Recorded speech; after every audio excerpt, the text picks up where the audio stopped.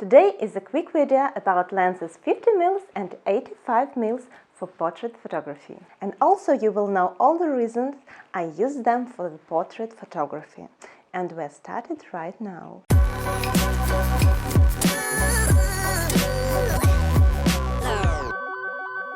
Hello, my name is Alexandra Grua. In this channel I talk about photography tips, lighting techniques and picture editing. And all the links to everything I mentioned in this video you can find in the description box below. If you are interested in photography, make sure you have that subscribe button. When I just started learning photography, I had a fog in my head because I have a kit lens, it came with my camera, and I didn't understand what kinds of lens should I use. Why do they give such a different picture in general? And because my budget, I had to choose just one. So today I'll help you to understand what lenses do you need, 50mm or 85mm for your portrait photography. I shoot with Nikon D810.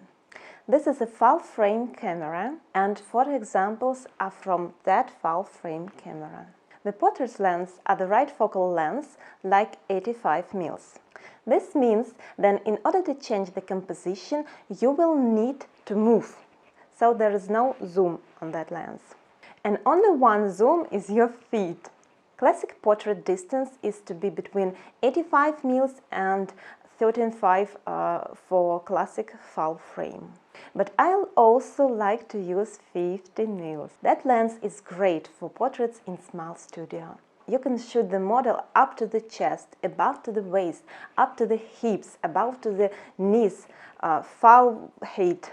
And when you shoot with 85mm, you have to move away from your model. I always take these two lenses on my every photo shoot. And during the photo session, I'm constantly changing it. Let's take a look at some examples compares these lenses.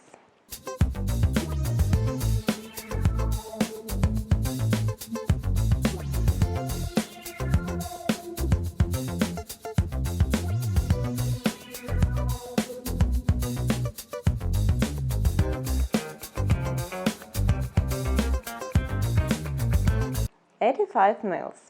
It's beautiful blended bokeh, sharper and more focused picture. 85mm is ideal for outdoor photography and it also works with low-key situations. With 85mm you will have to move farther from your model than with 50mm. An 85 lens blurs the background much more than 50mm. 85mm has fast focus speed. Excellent value from money and quality. About 50mm. It's great for indoor shoots and closed space. It's better for low-key situations. It's have wider frame. Because it's a wide-angle lens, when you get close to your model, the proportion of the face changed. And your model may have a big nose, for example. With 50mm, in the minimal focus distance is 0.15 feet. So you just have to keep that in mind. 50mm costs less than 85mm. For some of you, it will be a good reason to buy 50mm lens. If we talk about the biggest difference between that two lenses is to the distance from the lens to the subject. With 50mm I can get close enough to my model. With 85mm I have to stay a little further.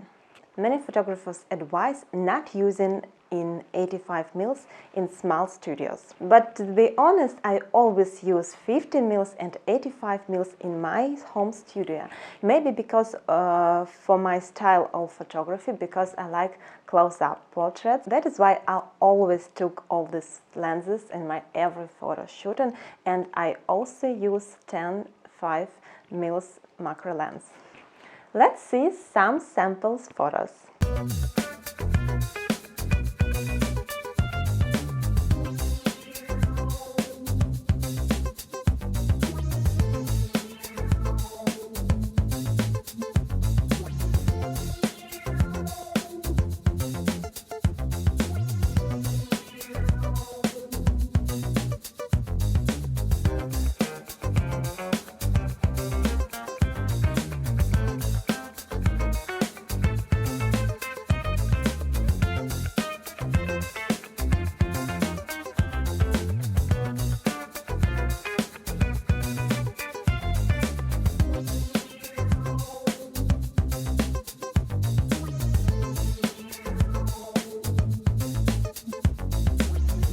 By the way, everything I talk in this video I have written in the description under the video, and all the links are here too.